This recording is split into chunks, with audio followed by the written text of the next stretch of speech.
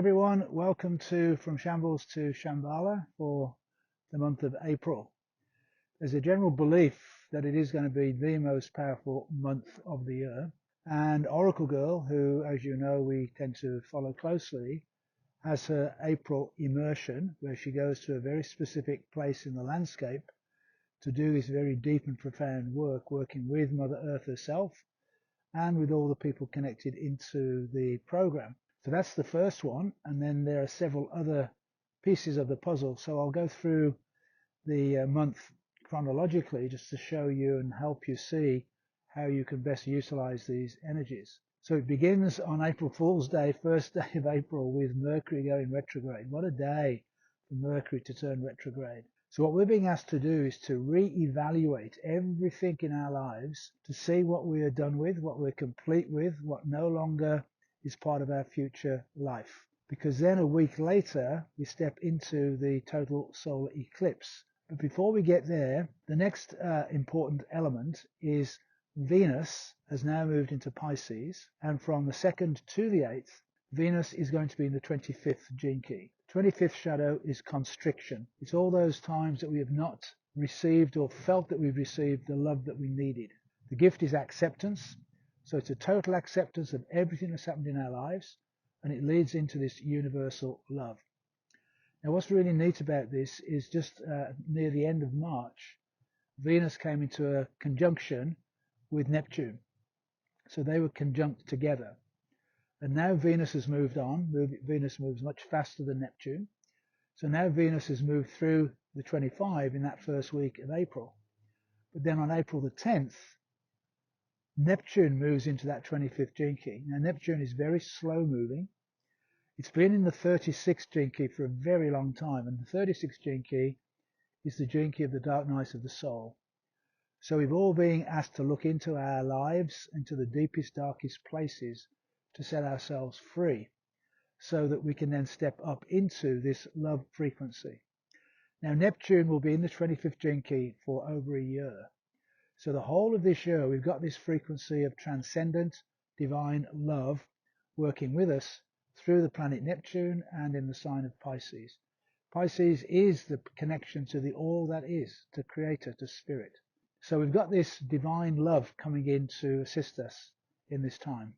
That starts on April the 10th. So Venus sort of leads Neptune into the 25th gene key. So now coming back to the total solar eclipse taking place on April the 8th. This is a very, very significant event. And the total solar eclipse is going to travel all the way across the heartland of America. When you have a total solar eclipse, the moon completely blots out the sun. It's going to go so dark for those people directly underneath it that you'll be able to see Venus and Jupiter during broad daylight, because it won't be broad daylight, it will be dark. So my interpretation of the total solar eclipse is when the moon completely blots out the sun, it's a reset moment.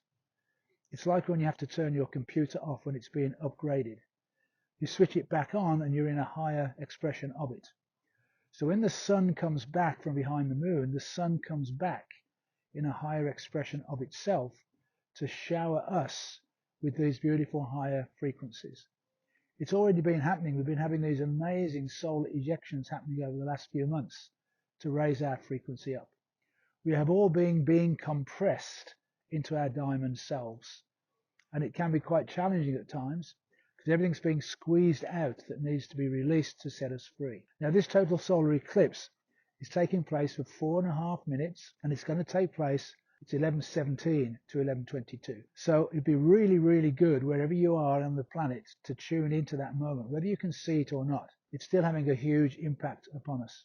So 11:17 to 11:22 Pacific time. And I've just received this information from a gentleman who is living in England, who is talking about the importance of putting a sound frequency into that 4.5 minutes. And he's calling it the hum. And there is a website, www.hum2024.com, if you're interested into connecting to that. There are going to be groups all across the planet who are going to be humming during that time. So you can go to that website, just check out what he's saying, and you may even wish to form a group to tune into that vibration for people coming together at that time. So that is on April the 8th. Then on the 10th, Neptune moves into the 25th gene key, universal love. And then on the 11th, there's another major event taking place, and that is this journey that Pluto has been taking all the way through Capricorn and now into Aquarius. It's so slow moving that it's still been in the 60th gene key of limitation and restriction all this time since January. And finally, it moves out on April the 11th and moves into the 41st gene key. And the 41st gene key is the gene key of new beginnings. It's the only start codon in all 64 keys of the gene keys, which means it's important for us to recognize this is a brand new, fresh start, for us to do something different, for us to reinvent ourselves in some way, which leads us into our highest expression.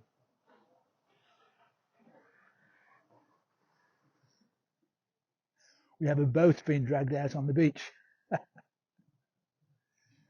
So that leads me into April the 20th, when we have another major event, and that is a precise conjunction between Jupiter and Uranus in Taurus.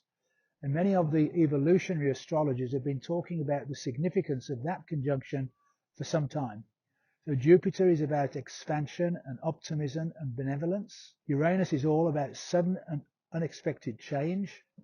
And it's about the shattering of our old beliefs so we can finally step into our true divine self. And it's happening in Taurus. So this is all to do with our deep and profound connection with Mother Earth. So we've got these really significant dates lined up through the whole of April to lead us into this higher expression of who we really are. So I really strongly recommend that during this time you spend time out in nature, as much time as you can, really connecting with Mother Earth. Start humming, start singing, and make sound frequencies to resonate through with Mother Earth. And then take yourself on your new journey, this elevated, higher frequency of your true divine being. And I'm just noticing a beautiful big bumblebee around, and we've got this bee energy coming in. It's the 44th gene key totem, which is all about synarchy, working together as a team with a crystal clear vision. So let's bring the bumblebee and the bees with us into this new energy of synarchy. Many blessings to you all.